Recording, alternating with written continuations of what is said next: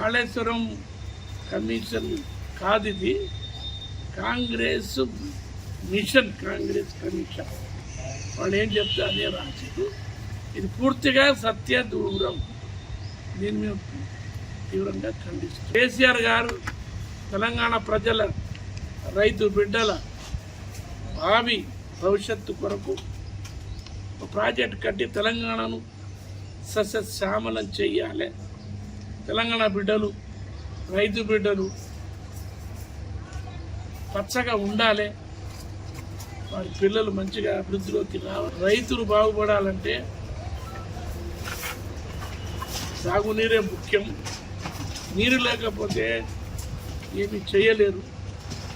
గత 40-50 ఏళ్ల నుంచి కరువులో కాలిపోయే మోటార్లు పెట్టుకొని చేసి అప్పుల బారిలో పడి ఉన్నారు.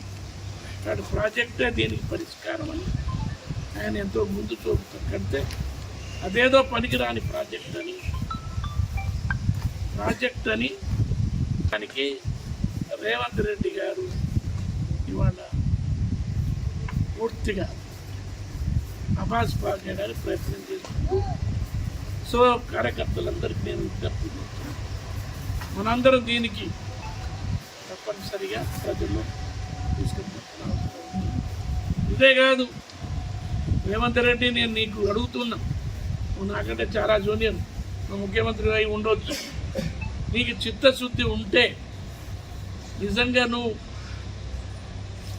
రైతుల, ప్రజల క్షేమం కోరేవాడివైతే మీరు ఎన్నికల ముందు ఇచ్చిన హామీలు ఎందుకు పూర్తి చేయడం లేదు?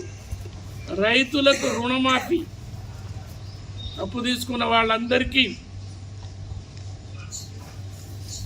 మరిపడకు వచ్చినాడు. ఇక్కడ సభలో చెప్పినావు, ఏం చెప్పినావు?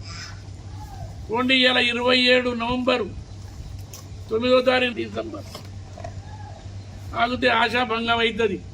పోయి అందరూ ఎక్కడ దొరికితే అక్కడ రుణం తీసుకొని బ్యాంకులో పోయి అందరినీ పురమాయించిన ఆ సభా సాక్షిగా. అప్పుడు ఈ విలేకరులందరూ కూడా ఉన్నారు. అందరూ ఆశతోటి 9 అయిపోద్ది కదా, 10-12 రోజులు కూడా పెరుగుతారు అని వాస్తవంతో ఉన్న రైతు లోకం పోయి తమ ప్రయత్నం చేసుకుని అప్పు తీసుకున్నారు. మాఫీ అవుతుంది అనే ఆశతో కనీసం 30-40% మందికి కూడా మాఫీ చేయలేదు. లక్షలు తీసుకున్న వాళ్ళకైతే ఒక్కరికి కూడా మాఫీ చేయలేదు.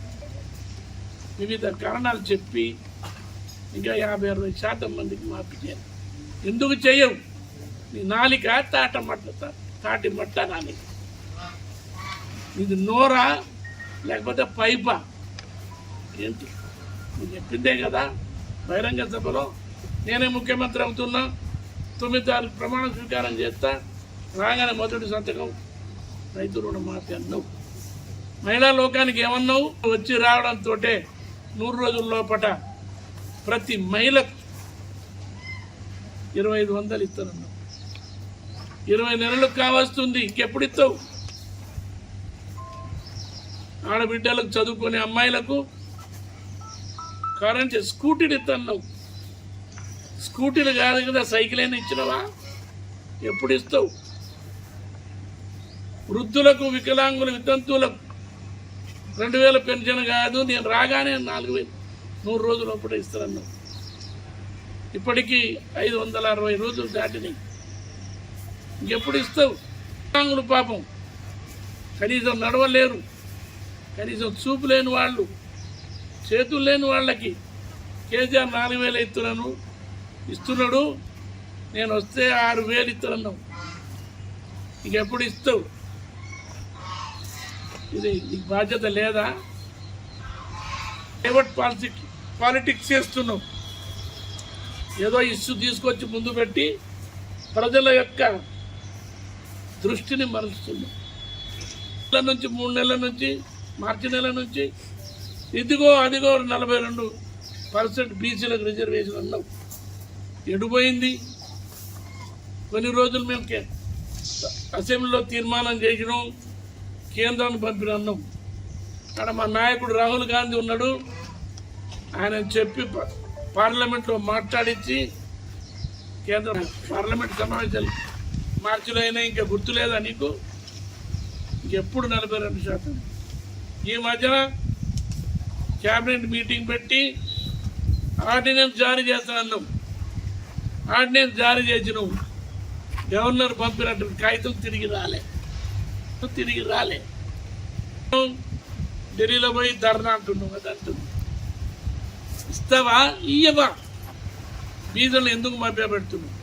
కామారెడ్డిలో డిక్లరేషన్ అని పెట్టి వాళ్ళని మభ్య పెట్టి ఓట్లు దండుకున్నావు, అధికారంలో వచ్చినావు. పాపం వాళ్ళు ఆశపడి లోకల్ బాడీస్లో 42% 50% ఉన్నావు. బీచ్లో 42% వచ్చిన మాకు కొంత న్యాయం అవుతుందని వాళ్ళు ఓటేసి తిండి లేదట కానీ మీసాలకు సంపంగ నూనె అన్నట్టు 1 కోటి మంది మహిళలట కోటీశ్వరులు చేస్తున్నట్టు. 1 కోటి మంది మహిళలకు కోటీశ్వరుడు. 1 కోటి ఇంటూ కోటి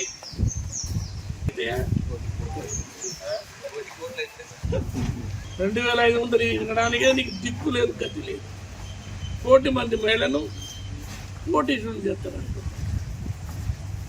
ఇంకా ఏమని చెప్పి మహిళ పెట్టు మభ్య పెడతావు. ఇదే కాదు, దళితులకు ఏమన్నావు? నేను వస్తే 12 లక్షలు దళిత బంధు అన్నావు. ఎక్కడైనా ఒక్కరికి ఇచ్చినవా? వాళ్ళకు గిరిజన బంధు అన్నావు. ఏ ఒక్క మనిషికైనా ఇచ్చినవా? కనీసం వాళ్ళ బ్యాంకులో తీసుకున్నటువంటి బతుకు తెరు కొరకు లారీ బీఆర్ఎస్ పార్టీని బదనాం చేయాలి, అబాస్ పాలు చేయాలి, అపనింద పాలు చేయాలనే దృష్టితో నీళ్ళే మోటార్లు నీళ్ళు ఎత్తిపోసి బరాజును నింపకుండా ఇటు మిడ్ మానేరుకు కానీ లోయర్ మానేర్ డ్యామ్కి కానీ అక్కడి నుంచి మొదలు పెడితే నిజామాబాద్ నుంచి మొదలు పెడితే అటు మెదక్ జిల్లా కానీ కరీంనగర్ జిల్లా, వరంగల్ జిల్లా, పాత ఇటు మన జిల్లా, ఇటు నల్గొండ జిల్లా వచ్చే సాగు నీరు ఇవ్వకుండా పూర్తిగా బంద్ పెట్టడం జరిగింది. 2 పిల్లల కారణంతో నీళ్ళు ఇస్తే ప్రజలు కేసీఆర్ చేసిన మంచి పని అనుకుంటారు. అతను నీళ్ళు ఇవ్వకుండా బంద్ పెడితే నిజమే కూలిపోయిందేమో అందుకోసం రావడం లేదు అనుకుంటారు ప్రజల ఉద్దేశంతో. ఇవాళ నీళ్ళు ఇవ్వకపోవడం వల్ల లక్షలాది ఎకరాలు ఇలా బీడు భూములుగా మారే పరిస్థితి వచ్చింది. ఇవాళ నీళ్ళు ఇచ్చి ఉంటే ఎక్కడో మేడిగడ్డ నుంచి మొదలు పెడితే పైన బరాజులు అటు నుంచి మిడ్ మానేరు, అటు నుంచి లోయర్ మానేరు, కరీంనగర్, వరంగల్ జిల్లా ఇలా నీళ్ళు వచ్చి ఈ ప్రాంతం అంతా సస్యశ్యామలం అయ్యింది. ఇప్పుడు నాటు పెట్టుకునే పరిస్థితి లేదు. బావులో నీళ్లు అడిగింటి పోయినాయి. ఏ ఒక్క వాగులు వర్షాలు లేక ప్రవహించింది లేదు, పోయింది లేదు, కూడా ఆరిపోతున్నాయి, ఎండిపోతున్నాయి. నిజంగా కాంగ్రెస్ పార్టీకి రైతుల ఏడ చిత్తశుద్ధి ఉంటే తప్పనిసరిగా నీరిచ్చే కార్యక్రమం చేద్దాం. మరి కేసీఆర్ గారు 2018 నుంచి మన దిగిపోయే వరకు కూడా దూరం ప్రాజెక్టు ద్వారా మొత్తం దాదాపు 12 జిల్లాల్లో ఉన్న 40 లక్షల ఎకరాలు సాగైంది. వానకాలం వేసంగి బ్రహ్మాండంగా పడింది కాళేశ్వరం నీళ్ళకు. కానీ ఇవాళ ఎక్కడ చూసినా నీళ్ళు లేని పరిస్థితి. కేసీఆర్ గారు ఉన్నప్పుడు, ముఖ్యమంత్రి ఉన్నప్పుడు ఈ కాలంలో చెరువులు అలుగులు పోసినాయి, వాగులు ప్రవహించి ఒక్కొక్క చెరువులో ఒక్కొక్క వాటర్ బాడీలో 4 కిలోలు 5 కిలోల చేపలు ఉండి మత్స్యకారులకు కూడా బ్రహ్మాండమైన ఆదాయం వచ్చింది. అటువంటి ప్రాజెక్టును నీరుగార్చే ప్రయత్నం పనిగట్టుకొని కక్షతో రేవంత్ రెడ్డి గారు కాంగ్రెస్ ప్రభుత్వం చేస్తుంది. పిసి ఘోష్ గారు నిజంగా ఆయన చెప్తాడు హరీశ్రావు గారు ఆయన అప్పటి నీటిపారుదల శాఖ మంత్రి, ఆయన మొత్తం బాధ్యుడు, ఆయన ఇచ్చేసిండు అందులో చెప్తున్నారు.